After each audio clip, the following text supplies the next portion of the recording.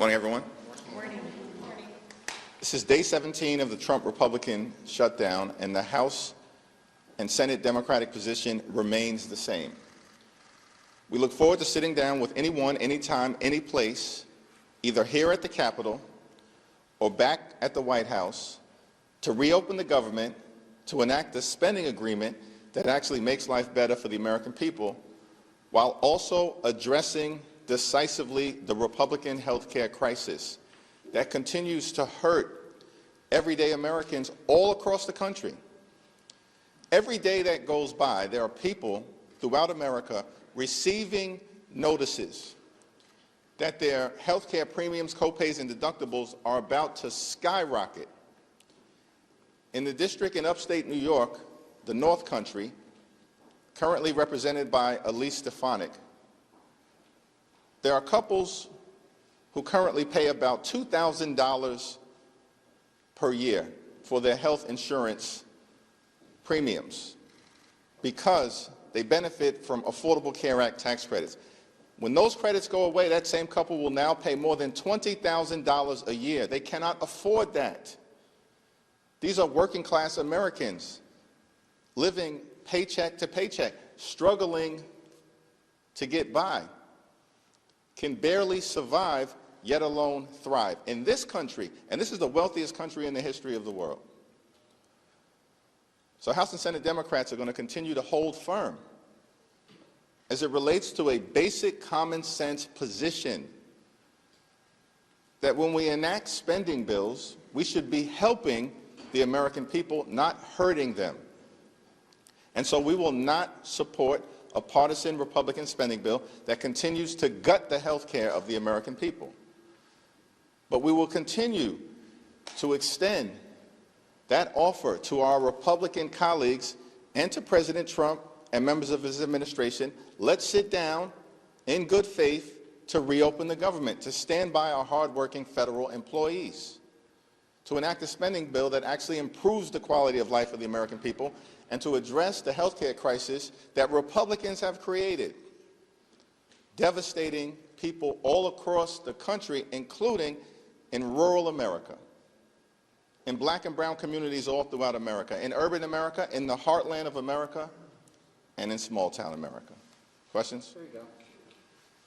Thank you. It's looking increasingly unlikely that the shutdown will end before the end of the month, and some members of your conference have said that they'll forego paychecks at the end of the month. During the shutdown, are you going to make the same commitment now that it's getting closer? We have a caucus meeting later on today. I think that's going to be one of the issues that we'll discuss. You are demanding that Grijalva be sworn in this afternoon. If she is not, what are you planning on doing, and are you going to be there for the proposal? All options are on the table with respect to Representative-elect Adelita Grijalva. It's shameful that she has not been sworn in because Speaker Johnson and House Republicans apparently want to continue to hide the Jeffrey Epstein files from the American people. This has gone on now for weeks. And so it's my expectation that if she is not sworn in today, during the pro forma session today, as the Arizona Attorney General has made clear, expect swift and decisive legal action. Following up on Grijalva, did you hear back from the Speaker in response to the letter that you sent him yesterday? I have not heard back from the Speaker yet, but House Republicans and Senate Republicans have gone radio silent since the Oval Office meeting that took place about 3 weeks ago, because they have no defensible position. Their position is, we want to continue to benefit the wealthy, the well-off, and the well-connected, and promote the lifestyles of the rich and shameless. That's the Republican position. That's what they did with their one big ugly bill. Largest cut to Medicaid in American history, devastating people across the country, ripping food from the mouths of children, and they did all of that so they could reward their billionaire donors with massive permanent tax breaks.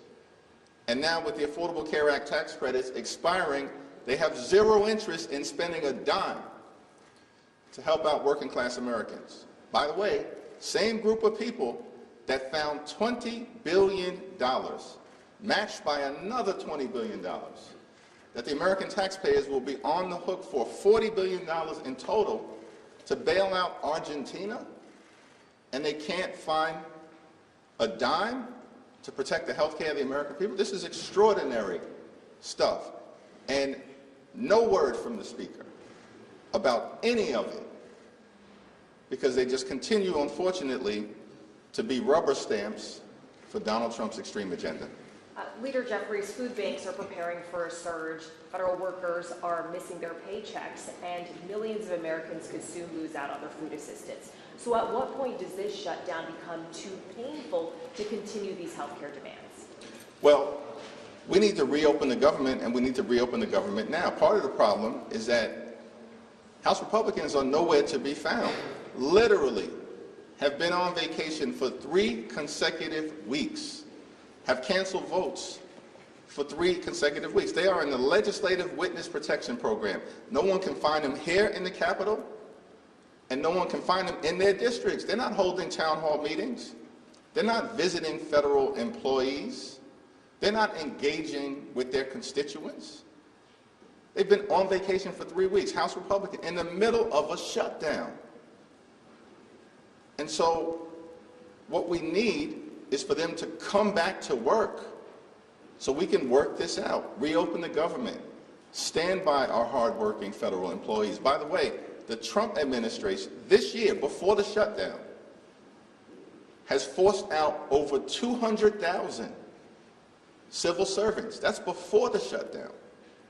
So they've already been targeting viciously and maliciously federal civil servants, undermining the ability to provide services to taxpayers in an effective and an efficient way.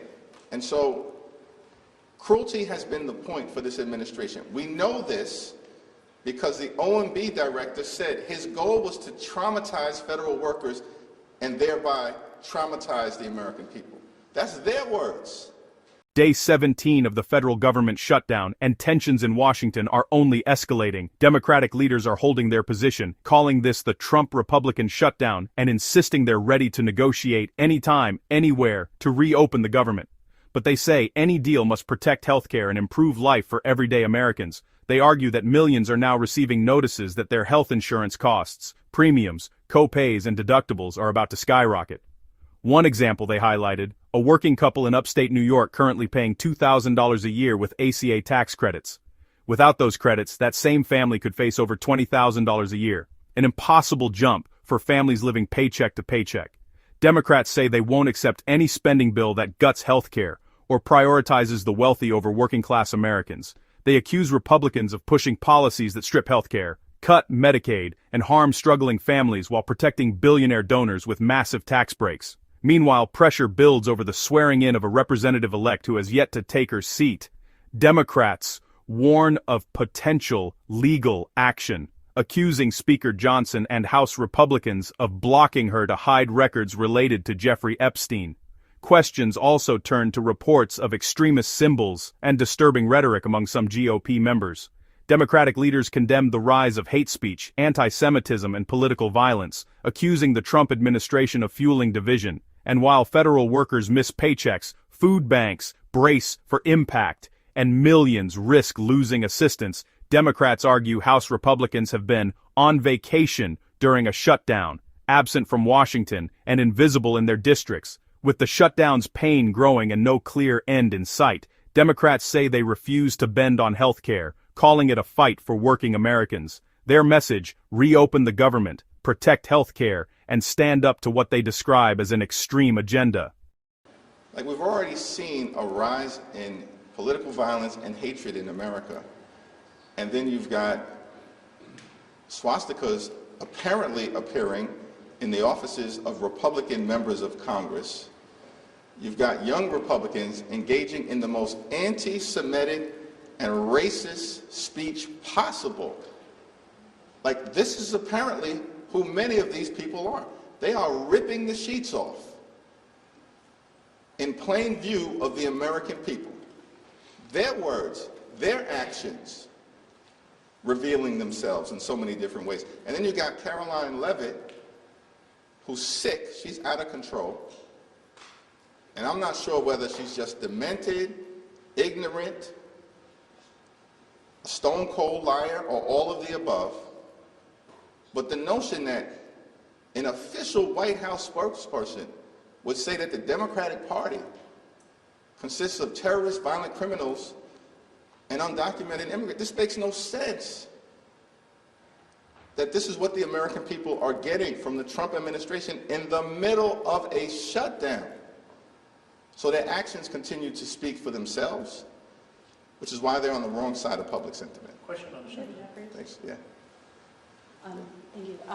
Do you have any comment on the New York City mayoral debate yesterday and how long you're still waiting to endorse the arm? Yeah, I haven't gotten a chance to review it. I do expect to speak to the Democratic nominees Zoran at some point before early voting. Mr. Leader. President Trump has said he's canceled the Gateway project. He's going to be prepared to slash welfare benefits in his latest comment. Is that even legal, what he's proposing to do, and does it make it harder to resolve the shutdown? Yeah, we're going to continue to stand up for the American people, cancel the cuts, lower the costs, save health care. We've made that position very clear from the beginning, and we're not moving, we're not going to bend, we're not going to break, because it's the health care of the American people that's at stake.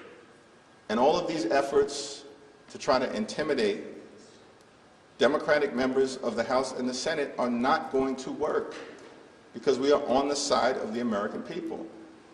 And much of the action that the Trump administration is taking, of course, is unlawful and illegal.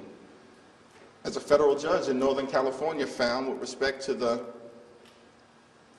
dismissals of about 4,000 or so federal employees, that was found to be unlawful. And so these threats to try to back us off our position, it's not working and it's not going to happen, because there is a Republican healthcare crisis that is devastating the American people. And we're going to continue to stand up for everyday Americans. Mr. Leader, you've been really trying to show united force with Leader Schumer. You guys have appeared together quite a bit. Yesterday on the floor, Leader Schumer encouraged every American to go out and participate in these No Kings rallies over the weekend. I know you said you hadn't looked at your schedule. Do you plan to participate in a No Kings rally? Will it be in New York? And why do you think that these rallies are important this weekend? Well, I haven't finalized my schedule for the weekend, given the sensitivities around the government shutdown. And I'm still very hopeful that Republicans will decide to show up for work so we can get the government back open. But I support the right of every single American to participate in the rallies that are going to take place this week. And showing up to express dissent against an out-of-control administration, that's as American as motherhood, baseball, and apple pie. That's the First Amendment. And the notion that this unhinged White House spokesperson would suggest that that's hateful. That's not hateful. What's hateful is what happened on January 6th. That was a Hate America rally sponsored by Donald Trump and his sycophants who incited a violent mob to storm the Capitol. That's what hate looks like. What you'll see this weekend is what patriotism looks like. People showing up to express opposition to the extremism that Donald Trump has been unleashing on the American people, and Donald Trump's failures, the Republican failure to keep their core promise. Because you know what their core promise was last year? They were going to lower the high cost of living. They haven't lowered the high cost of living. Costs haven't gone down on day one as they promised. They lied to the American people. Costs have gone up. Inflation has gone up. Grocery prices out of control. Housing costs out of control. Electricity bills skyrocketing. And now, because Republicans refused to extend the Affordable Care Act tax credits for working class Americans, middle class Americans, and everyday Americans, health insurance premiums are about to blow through the roof, bankrupt people, and prevent them from being able to see a doctor when they need one. Thank you, everyone.